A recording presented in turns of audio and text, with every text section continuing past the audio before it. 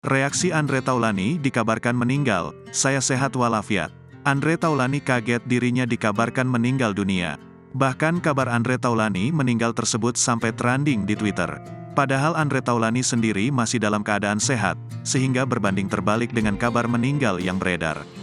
Andre Taulany mengaku syok terkait adanya kabar yang tidak terjadi beredar. Kondisi terkini Andre Taulany setelah dikabarkan meninggal dunia terungkap. Andre Taulany saat ini dalam kondisi sehat dan beraktivitas seperti biasanya. Andre Taulany pun mengaku kaget saat dirinya diberitakan meninggal dunia di media sosial. Ia tak menyangka ada berita soal hal yang belum terjadi termasuk tentang dirinya meninggal dunia. Masya Allah, ini jujur pertama saya kaget kok bisa-bisanya memberitakan sesuatu yang tidak terjadi. Beber Andre Taulany di kawasan Gatot Subroto, Jakarta Selatan, Rabu, tanggal 15 Maret tahun 2023. Alhamdulillah saya dalam keadaan sehat walafiat. Mohon doanya kepada teman-teman saling mendoakan semoga selalu diberikan kesehatan, beber Andre.